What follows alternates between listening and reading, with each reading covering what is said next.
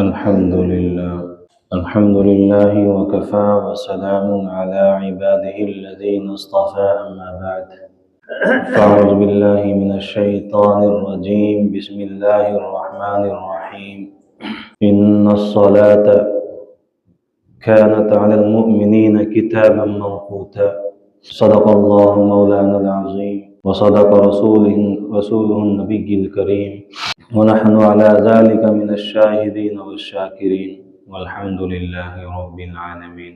حضرات محترم، میرے عزیز بزرگوں، اللہ تبارک و تعالی کا کتنا بڑا فضل ہے اور کرم ہے کہ اس نے ہمیں اس فریضے کی ادائیگی کے لیے اپنے مقدس گھر میں جمع کیا۔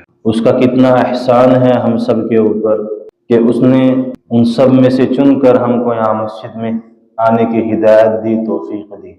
اسلام میں نماز ایک ایسی عبادت ہے، ایک ایسا رکن ہے کہ جو ہر مسلمان مرد اور عورت، بالغ مرد اور بالغ عورت پر فرض کی گئی ہے۔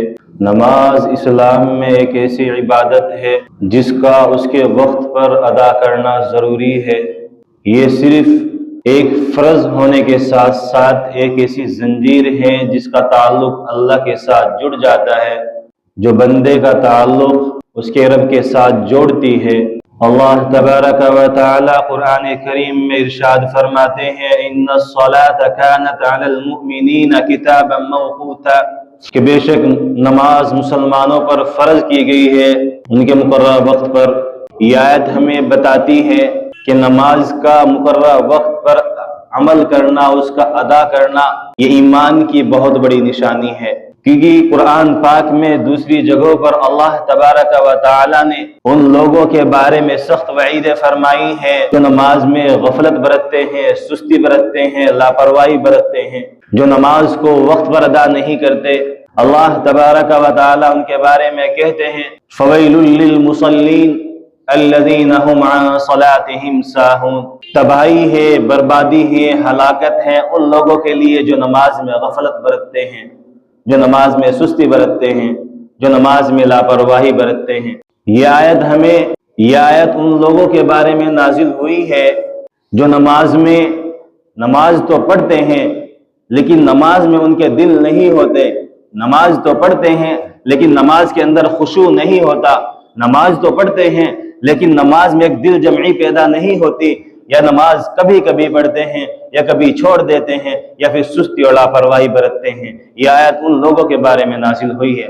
علماء کرام فرماتے ہیں کہ ساہون سے مراد وہ لوگ ہیں جو نماز کبھی پڑھ لیتے ہیں، کبھی چھوڑ دیتے ہیں، کبھی لاپرواہی برت لیتے ہیں، کبھی نماز کے اندر خشوع و خضوع نہیں رکھتے، ان کے بارے میں نازل ہوئی ہے کہ ہلاکت ہے، بربادی ہے، تباہی ہے ان لوگوں کے لیے جو نماز میں خشوع و خضوع نہیں پیدا کر سکتے، جو نماز کے اندر لاپرواہی برتتے ہیں، جو نماز کے اندر سستی برتتے ہیں، ہلاکت ہے ان لوگوں کے لیے۔ حضرت پیر فقیر ذوالفقار نقشبندی دامت برکاتہم العالیہ ایک مجلس میں بیان فرماتے ہیں، کہتے ہیں کہ شیخ شہاب الدین سہروردی رحمۃ اللہ علیہ کے پاس ایک مرتبہ حضرت بہاء الدین زکریا ملتانی رحمۃ اللہ علیہ تشریف لائے اور بیعت ہوئے۔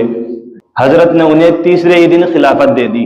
جیسے ہی ان کو تیسرے دن خلافت ملی تو جو وہاں کے مقامی لوگ تھے جو حضرت کی خدمت میں پہلے سے رہ رہے تھے، وہ کہنے لگے کہ انہوں نے اعتراض کیا کہ حضرت یہ اتنی دور سے آیا ہے، نیا آدمی ہے، آپ نے تیسرے ہی دن ان کو یہ نعمت عطا کر دی، ہم آپ کی خدمت میں اتنی مدت سے پڑے ہیں، آپ کے یہاں اتنے ٹائم سے رہ رہے ہیں، ہم پر بھی کچھ نظر کرم فرمائیے۔ تو حضرت کہتے ہیں اچھا ہم آپ کو سمجھائیں گے۔ تو دوسرے دن بازار سے چند مرغیاں منگوائی گئی اور سب کے ہاتھ میں ایک ایک کو دے دیا گیا اور سب سے کہا کہ جاؤ اس کو ذبح کر کے لاؤ، اور دھیان رکھنا کہ ایسی جگہ ذبح کرو جہاں تمہیں کوئی نہ دیکھ رہا ہو، ایسی جگہ ذبح کر کے لاؤ جہاں تمہیں کوئی نہ دیکھ سکے، جہاں تمہارے اوپر کسی کی نظر نہ پڑ سکے۔ سب چلے گئے اور کوئی پیڑ کے نیچے ذبح کر کے لایا، کوئی دیوار کی اوٹ میں ذبح کر رہا ہے، کوئی کمرے کے اندر بند کمرے کے اندر ذبح کر رہا ہے اور سوچ رہا ہے کہ یہاں مجھے کوئی نہیں دیکھ رہا ہے۔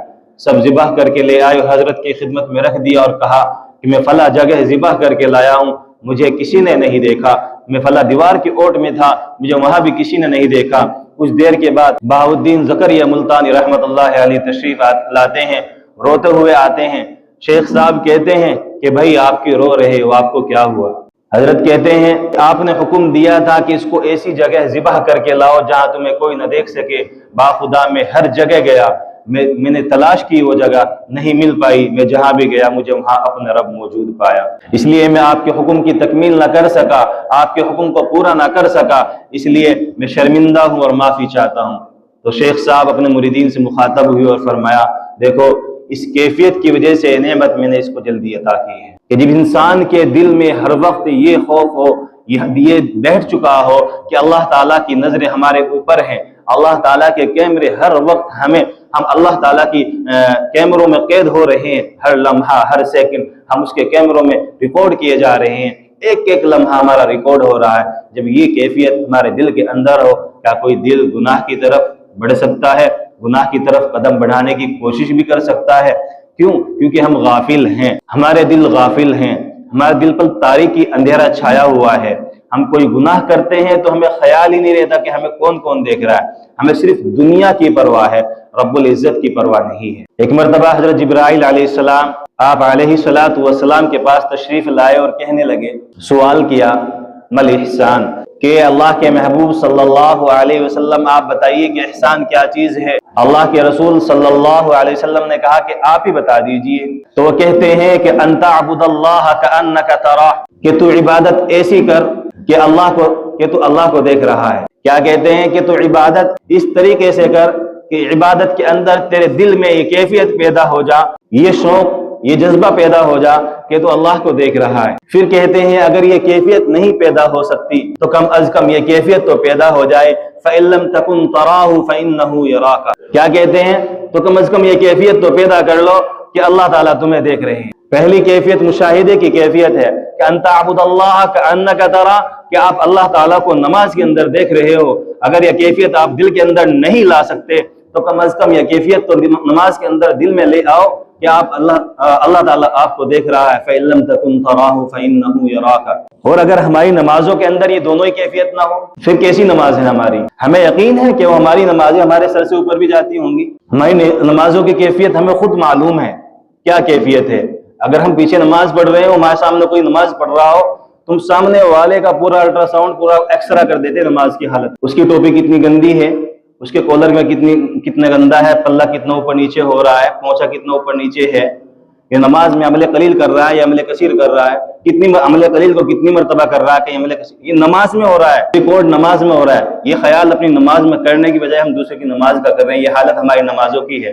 کیا یقین ہے یہ ہماری نمازیں ہمارے سر سے اوپر بھی جا رہی ہوں گی؟ یہ حالت ہماری نمازوں کی ہے، اس کے بارے میں کہہ رہے ہیں اللہ تعالیٰ فَوَيْلٌ لِّلْمُصَلِّينَ الَّذِينَ هُمْ عَنْ صَلَاتِهِمْ سَاهُونَ، کہ تباہی ہے، ہلاکت ہے، بربادی ہے ایسے نمازیوں کے لیے جو غفلت برتتے ہیں، جو دل جمعی پیدا نہیں کرتے، جو خشوع و خضوع پیدا نہیں کرتے، جو کبھی پڑھ لیتے ہیں کبھی چھوڑ دیتے ہیں، اور جو پڑھتے ہی نہیں ہے، بربادی ہے ان لوگوں کے لیے، ہلاکت ہے ان لوگوں، اور یہی حال ہے ہماری نمازوں کا۔ جب ہماری نمازوں میں یہ خشوع و خضوع ختم ہو گیا ہے تو بچا کیا ہے؟ جس کے لیے ہم پڑھ رہے ہیں وہ مقصد ختم ہو گیا ہے۔ ہم کوئی کام اگر کسی مقصد یا کسی ٹارگیٹ یا کسی اچیو یا گول کے لیے کر رہے ہیں، اگر وہی ختم ہو جائے تو بچا کیا ہے؟ پھر کس لیے کر رہے ہیں؟ بہت دردناک عذاب ہے لاپرواہی میں نماز پڑھنے کا۔ ایک مرتبہ ایک بزرگ کے پاس ایک شخص آیا اور چہرہ زرد تھا، آنکھوں پر خوف تھا، اور دبدبے لہجے میں کہنے لگا حضرت میں نے خواب دیکھا ہے کہ میں مر چکا ہوں اور قبر کے اندر ہوں، اور قبر میں چاروں طرف اندھیرا ہے، دو فرشتے اچانک سے آتے ہیں اور کہتے ہیں این الصلاۃ این الصلاۃ، نماز کہاں ہے؟ نماز دکھاؤ، کیسی نماز پڑھی ہے، کیسی نماز لے کر آئے ہو بتاؤ۔ وہ کہنے لگے کہ میں نے صرف اتنا ہی کہا تھا کہ میں تو نماز کبھی کبھی پڑھتا تھا، میری مکمل طور پر بات بھی ختم نہیں ہوئی تھی کہ قبر نے مجھے جکڑنا شروع کر دیا، اور اتنا جکڑا کہ میری چیخ نکلی اور میری آنکھ کھلی تو میں پسینے میں تر بھر تھا۔ تو میرے بھائیوں، یہ ہم سب کے ساتھ ہونے والا ہے اگر ہم نمازوں کے اندر اس طریقے سے لاپرواہی برتیں گے اور اس طریقے سے ہم غفلت میں زندگی گزاریں گے۔ اور میں نے ایک مسئلہ فجر کی نماز میں ایک روز بتلایا تھا پانی کے متعلق، کہ اگر ہم کسی گٹر نالی کے پانی کو اٹھا کر اس میں کوئی کیمیکلز، جیسے کہ آج کے ٹائم میں سائنس دوارا کیمیکلز تیار کیے جا رہے ہیں، اس کو اس میں انکلوڈ کر کے ملا کے اس کی جراثیم یا اس کی جو گندگی ہوتی ہے بظاہر وہ ختم کر دیتے ہیں، صاف پانی ہو جاتا ہے۔ کیا وہ پانی پاک ہے؟ میں نے بتایا تھا کہ نہیں، وہ پانی پاک نہیں ہے۔ تو کچھ لوگوں نے سوال شاید سمجھ میں نہیں آیا اور کچھ کو پسند نہیں آیا. تو سوال نہ سمجھ میں آنے کا مطلب تو یہ ہے کہ سوال دوبارہ بھی سمجھا دیا جاتا ہے. پسند نہ آنے کا مطلب یہ ہے کہ بھائی دین اس لیے نہیں ہے کہ ہمیں ضرور اگر ہمارے مزاج کے خلاف وہ ہمیں پسند نہ آئے تو ہم اس کو چھوڑ دیں. کوئی بھی مسئلہ، کوئی بھی شریعت کا تقاضا. اور کچھ صاحب یہ بھی کہہ رہے تھے کہ دلی میں، ممبئی میں کچھ نالوں کے ذریعے پانی، گٹر سے پانی اٹھا کر مشینوں کے ذریعے دوبارہ اس کو صاف کیا جا رہا ہے. ہماری تحقیق کے مطابق یا تو اول تو اس کی مکمل تحقیق کی جائے. ہماری تحقیق کے مطابق ایسا نہیں ہو رہا ہے، نہیں ممبئی اور چنئی بنگلور میں ہو رہا ہے اور نہیں دہلی کے اندر. دہلی کے اندر میں بھی رہ کے آیا ہوں 5-6 سال بلکہ اور زیادہ. میں نے وہاں پر دیکھا ہے کہ سارے شہر کا پانی، گندہ نالوں کا پانی نکال کر جمنا میں نکال دیا جاتا ہے، ندیوں میں نکال دیا جاتا ہے. ایک نہر ہے گند نہر، اس کا پانی اندر شہر میں آتا ہے، لکشمی نگر کے اطراف میں سے نکل کے جاتا ہے نالوں کے ذریعے. وہ واقعی میں نالوں کے ذریعے جاتا ہے لیکن وہ پاک پانی ہوتا ہے گند نہر کا. اس کو استعمال کرتے ہیں کچھ فلٹرز، کچھ پلانٹ اس طرح کے. بس اس کی یہ حقیقت تحقیق ہے. جو ہم سنی سنائی باتیں کہتے ہیں کہ نالوں سے صفائی ہو رہی ہے، یہ غیر تحقیقی بات ہے. ایک تو یہ بات ختم ہو گئی. دوسری بات یہ ہے اگر کر بھی رہے ہیں اور ہو بھی رہا ہے تب بھی ہم کیمیکلز یا مشین کے دوارا اگر کسی ناپاک پانی کو اس میں کیمیکلز یا مشین دوارا اس کو صاف کر دیں، فقط وہ صاف ہو سکتا ہے، پاک نہیں ہو سکتا. وہ طاہر ہے، طاہر نہیں ہے، وہ پاک نہیں کر سکتا کسی چیز کو. آپ اس سے استنجا نہیں کر سکتے، وضو نہیں کر سکتے اور نہا نہیں سکتے، غسل نہیں کر سکتے، پی نہیں سکتے. وہ استعمال کے لیے جائز نہیں ہے، وہ ناپاک ہے. بظاہر صاف ہو چکا ہے. آپ ایک پیشاب کو لے لیجئے کسی برتن میں، کیمیکلز دوارا اس کو صاف کریے، واقعی میں اس کے جراثیم جو اس کے اندر وٹامنز وہ اس کو ختم کر سکتا ہے. کیمیکلز سائیڈ میں لا سکتا ہے اور اس کو چھان سکتے ہو، نکال سکتے ہو، یا ویسے بھی کلیئر ہو سکتا ہے. لیکن جو اس کی ناپاکی ہے وہ ناپاکی باقی رہے گی. پیشاب صاف ہو جائے گا، پاک نہیں ہوگا.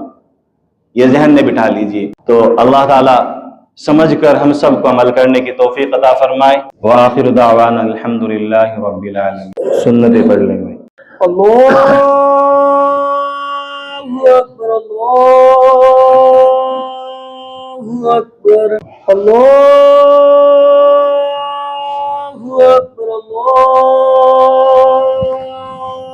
اکبر. اشہد ان لا الہ الا اللہ، اشہد ان لا الہ الا اللہ، اشہد ان محمد رسول اللہ، اشہد ان محمد رسول اللہ. حی علی الصلاة،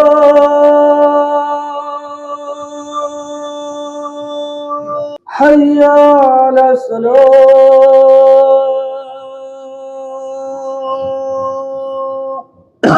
حی علی الفلاح،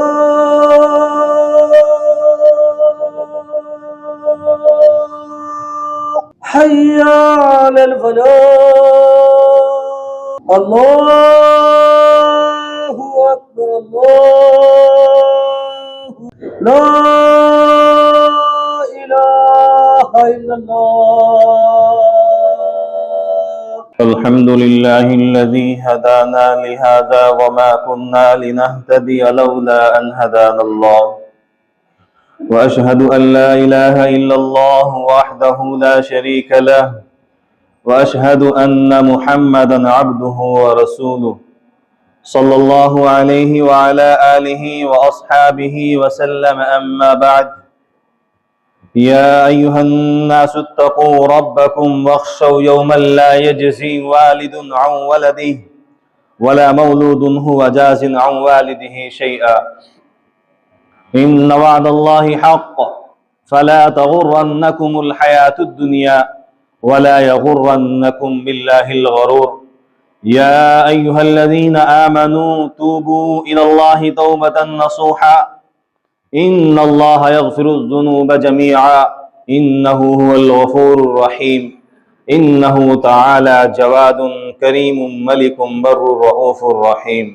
الحمد لله نحمده ونستعينه ونستغفره ونؤمن به ونتوكل عليه ونعوذ بالله من شرور أنفسنا ومن سيئات أعمالنا من يهده الله فلا مضل له ومن يضلله فلا هادي له ونشهد أن لا إله إلا الله وحده لا شريك له ونشهد أن محمدا عبده ورسوله وصلى الله على خير خلقه محمد وآله وأصحابه وسلم خصوصا على أول الصحابة وأفضلهم بالتحقيق أمير المؤمنين أبي بكر الصديق رضي الله تعالى عنه وعلى أورع الأحباب أمير المؤمنين عمر بن الخطاب رضي الله تعالى عنه وعلى أكمل الحياء والإيمان أمير المؤمنين عثمان بن عفان رضي الله تعالى عنه وعلى أسد الله الغالب أمير المؤمنين علي بن أبي طالب رضي الله تعالى عنه وعلى الإمامين الهمامين السعيدين الشهيدين أمير المؤمنين أبي محمد الحسن وأبي عبد الله الحسين رضي الله تعالى عنهما وعلى أمهما سيدة النساء فاطمة الزهراء رضي الله تعالى عنها وعلى عميه الشريفين بين الناس حمزة والعباس رضي الله تعالى عنهما وعلى سائر الصحابة والتابعين رضوان الله عليهم أجمعين برحمتك يا أرحم الراحمين. اللهم اغفر لجميع المؤمنين والمؤمنات والمسلمين والمسلمات الأحياء منهم والأموات إنك مجيب الدعوات. اللهم انصر من نصر دين محمد صلى الله عليه وسلم واجعلنا منهم واخذل من خذل دين محمد صلى الله عليه وسلم ولا تجعلنا منهم. عباد الله رحمكم الله إن الله يأمر بالعدل والإحسان وإيتاء ذي القربى وينهى عن الفحشاء والمنكر والبغي يعظكم لعلكم تذكرون. اذكروا الله يذكركم وادعوه يستجب لكم ولذكر الله تعالى أعلى وأولى وأعز وأجل وأتم وأهم وأكبر. الله أكبر الله أكبر الله أكبر الله أكبر. أشهد أن لا إله إلا الله أشهد أن لا إله إلا الله أشهد أن محمدا رسول الله أشهد أن محمدا رسول الله. حي على الصلاة حي على الصلاة حي على الفلاح حي على الفلاح. قد قامت الصلاة قد قامت الصلاة. الله أكبر الله أكبر لا إله إلا الله. भाई खाली जगहों को पूरा कर लें, मिल मिल कर खड़े हो जाएं और सफ़ों को दुरुस्त कर लें. अल्लाहु अकबर. अल्हम्दुलिल्लाहि रब्बिल आलमीन अर्रहमानिर रहीम मालिकि यौमिद्दीन. إياك نعبد وإياك نستعين. اهدنا الصراط المستقيم صراط الذين أنعمت عليهم غير المغضوب عليهم ولا الضالين.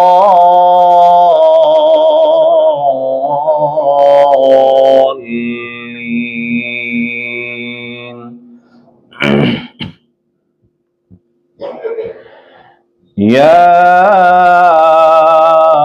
أيها الذين آمنوا إذا نودي للصلاة من يوم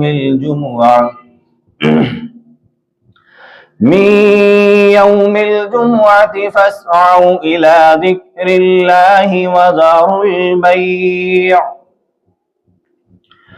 ذلكم خير لكم إن كنتم تعلمون. فإذا قضيت الصلاة فانتشروا في الأرض وابتغوا من فضل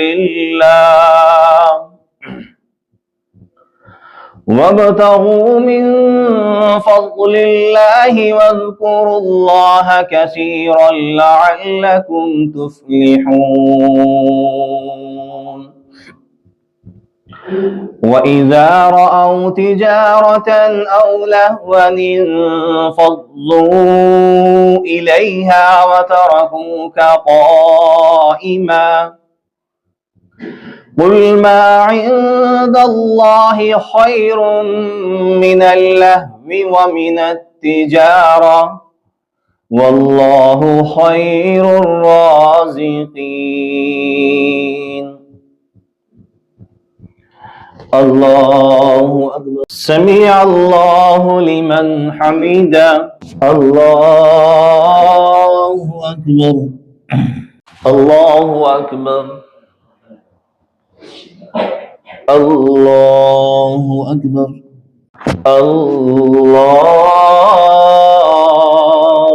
أكبر. الحمد لله رب العالمين الرحمن الرحيم مالك يوم الدين إياك نعبد وإياك نستعين اهدنا الصراط المستقيم صراط الذين أنعمت عليهم غير المغضوب عليهم ولا الضالين.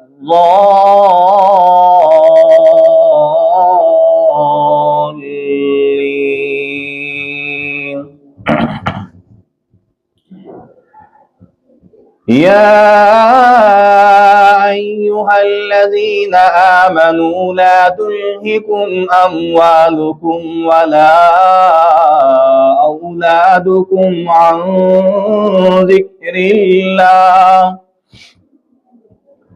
ومن يفعل ذلك فأولئك هم الخاسرون.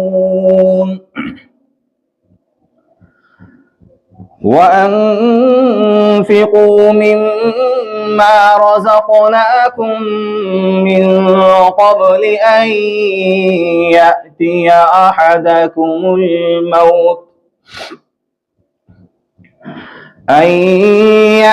أحدكم الموت فيقول رب لولا أخرتني إلى أجل قريب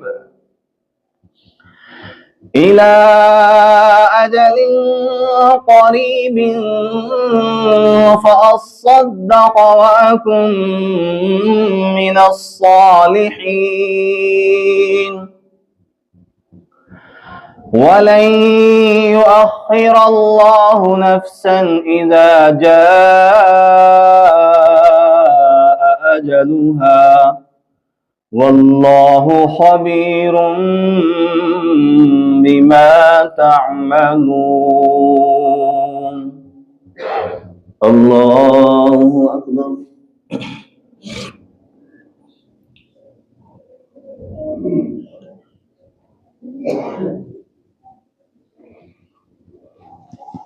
سمع الله لمن حمده. الله أكبر. الله أكبر. الله أكبر. الله أكبر.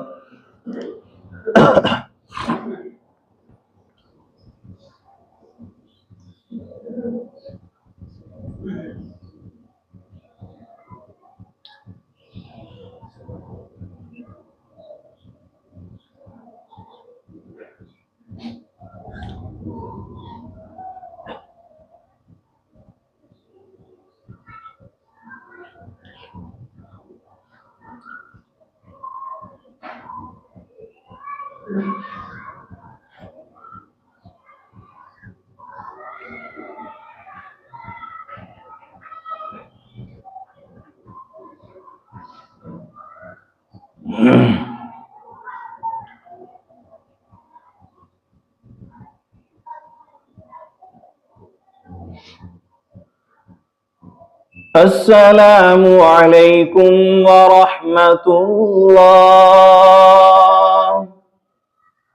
السلام علیکم ورحمۃ اللہ.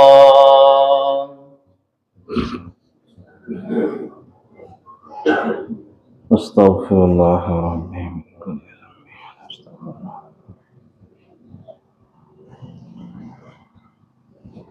بھائی کچھ صاحب دعا کے لیے کہہ رہے تھے کہ گھر میں پریشانی ہے، تنگی ہے. کچھ صاحب بیماری کے لیے کہہ رہے تھے. سب کے لیے دعا کریں، اللہ رب العزت سب کی بیماریوں کو، پریشانیوں کو ختم فرمائے. اللہم صلی علی محمد وعلی آل محمد كما صليت على إبراهيم وعلى آل إبراهيم إنك حميد مجيد. اللهم بارك على محمد وعلى آل محمد كما باركت على إبراهيم وعلى آل إبراهيم إنك حميد مجيد. ربنا آتنا في الدنيا حسنة وفي الآخرة حسنة وقنا عذاب النار. رب اجعلني مقيم الصلاة ومن ذريتي ربنا وتقبل دعاء. لا إله إلا أنت سبحانك إني كنت من الظالمين. الف لام میم اللہ لا الہ الا هو الحي القيوم وأتوب إليه. استغفر الله الذي لا إله إلا هو الحي القيوم وأتوب إليه. رب اجعلني مقيم الصلاة ومن ذريتي ربنا وتقبل دعاء. رب ارحمهما كما ربياني صغيرا. رب ارحمهما كما ربياني صغيرا. رب ارحمهما كما ربياني صغيرا. اللہ ہم گنہگار ہیں، خطاوار ہیں، شیعہ کار ہیں. یا اللہ رات دن گناہ کرتے رہتے ہیں. یا اللہ ساری زندگی غفلت میں گزار دی اور گزر رہی ہے. یا اللہ تو ہر لمحے سے واقف ہے. اللہ رات دن گناہ ہی گناہ ہیں، بس تاریکی ہی تاریکی ہے، اندھیرا ہی اندھیرا ہے. یا اللہ اس زندگی کو نور سے منور فرما. اللہ گناہوں کو ختم فرما. یا اللہ تمام خطاؤں کو درگزر فرما. اللہ تو انتظار میں رہتا ہے کہ میرا بندہ کب پلٹ کر آئے. اللہ ہم آ گئے ہیں، اللہ ہماری خطاؤں کو معاف فرما. اللہ گناہوں کو درگزر فرما. اللہ ہم تیرے لیے سب کچھ چھوڑ کر آ گئے ہیں، بس تجھے ہی راضی کرنا چاہتے ہیں. اللہ بس تو راضی ہو جا. اللہ بس تو راضی ہو جا. اللہ ہماری لغزشوں کو، خطاؤں کو، گناہوں کو اللہ اپنے فضل سے معاف فرما. اللہ درگزر فرما. اللہ صراط مستقیم پر چلنے والا بنا. یا اللہ ہماری نمازوں میں وہ خشوع و خضوع پیدا فرما. اے اللہ جو تجھے پسند آ جائے. اللہ جو تیرے حبیب کو پسند ہو. یا اللہ تیرے حبیب والی، تیرے صحابہ والی نمازیں عطا فرما. اللہ وہ کیسی نمازیں تھی کہ تیر لگے ہوئے ہیں، نماز میں ذرہ برابر بھی فرق نہیں ہے، اور ایک ہماری نمازیں ہیں. یا اللہ بس تو ہی جانتا ہے. اللہ تو خشوع فرما. اللہ ہماری نمازوں کو بھی یا اللہ خشوع و خضوع کے ساتھ یا اللہ مضبوط فرما. اللہ جو تجھے پسند آ جائے ایسی فرما. اے اللہ ہماری عبادتوں میں لذت پیدا فرما. اللہ دل جمعی پیدا فرما. اللہ سکون پیدا فرما. اے اللہ ہماری اولادوں کو نیک صالح بنا. اللہ جو بھائی پریشان حال ہیں، یا اللہ کہیں صاحب نے آ کر کہا ہے دعا کے لیے، یا اللہ وہ کس طرح کی امید لگائے بیٹھے ہیں. اللہ ہم تو گنہگار ہیں، یا اللہ بس آپ ہی سب کچھ کرنے والے ہیں. اللہ آپ ان کی خطاؤں کو درگزر فرما دیجئے. اللہ ان کے گھر کے اندر ہے اللہ چین سکون عطا فرما دیجئے. اللہ خیر و برکت عطا فرما دیجئے. یا اللہ حلال روزی کے اسباب پیدا فرما دیجئے. اللہ حلال روزی کے اسباب پیدا فرما. اللہ حلال روزی بہت اہم چیز ہے. یا اللہ اس کے اسباب پیدا فرما. اللہ برکتوں والی روزی عطا فرما. اللہ حرام روزی سے ہم سب کی حفاظت فرما. یا اللہ میری بھی حفاظت فرما. اللہ حرام روزی سے ہم سب کی حفاظت فرما. یا اللہ جو غلطی جان بوجھ کر یا انجانے میں دن کے اجالے میں رات کے اندھیرے میں ہم سے ہوئی ہے اللہ ہم معافی چاہتے ہیں، یا اللہ تو معاف کر دیجئے نا۔ اللہ تیرے معاف کرنے سے کچھ بھی فرق پڑنے والا نہیں ہے، یا اللہ تو غفور الرحیم ہے، اللہ تو کریم ہے، اللہ تو رحیم ہے، اللہ تو معافی کو پسند فرماتا ہے۔ اللہ ہم معافی مانگ رہے ہیں، یا اللہ تو بادشاہ ہے، یا اللہ تیرے در کے علاوہ ہم کہیں اور نہیں جا سکتے، ایک یہی در ایسا ہے جس در سے ہم خالی نہیں جا سکتے، یا اللہ بس ہمیں معاف فرما دیجئے، یا اللہ ہمیں معاف فرما دیجئے۔ اللہ جو مسلمان بھائی پریشان حال ہیں سب کی پریشانی کو ختم فرما، اللہ سب کی پریشانیوں کو ختم فرما، یا اللہ جو مقروض ہیں قرض میں ڈوبے ہوئے ہیں یا اللہ قرضوں کی ادائیگی کے اسباب پیدا فرما، اللہ قرضوں کی ادائیگی کے اسباب پیدا فرما، یا اللہ ہم سب کی نمازوں میں غفلت ہے، سستی ہے، یا اللہ نمازوں کے اندر خشوع و خضوع پیدا فرما، اللہ تیرے راستے پر چلنے والا بنا، تیری ایک حبیب کی ایک سنت کو زندہ کرنے والا بنا، یا اللہ سوڈان کے اندر مسلمانوں کے اوپر ہے اللہ اس قدر ظلم و تشدد ہو رہا ہے اللہ دیکھا بھی نہیں جاتا، یا اللہ بس تو ہی رحم کرنے والا ہے، تیرے ہی کرنے سے کچھ ہوگا، یا اللہ ہم دعا کے علاوہ کچھ بھی کر نہیں سکتے، یا اللہ بس تجھ سے امید لگائے بیٹھے ہیں، یا اللہ ان مسلمانوں کے اوپر اللہ رحم فرما، یا اللہ وہ سوڈان کے لوگ وہی ہیں جن میں سے بلال حبشی بھی یا اللہ تیرے حبیب بندے پیدا ہوئے ہیں، یا اللہ بس ان مسلمانوں کے اوپر رحم فرما، سوڈان کے مسلمانوں کے اوپر، فلسطین کے مسلمانوں کے اوپر اللہ ظلم و تشدد ہو رہا ہے اللہ تو رحم فرما، اللہ کرم فرما، اللہ فضل فرما، اللہ ہماری اس مختصر سی دعا کو اپنے حبیب کے صدقے طفیل میں قبول و منظور فرما، اللہ جو مانگنے سے رہ گیا وہ بھی عطا فرما، اللہ جو ہمارے لیے بہتر ہو وہ عطا فرما، یا اللہ اس دعا کو اپنے فضل سے قبول و منظور فرما۔ ربنا تقبل منا انك انت السميع العليم وتب علينا انك انت التواب الرحيم، وصلى الله تعالى على رسول النبي الكريم اجمعين برحمتك يا ارحم الراحمين۔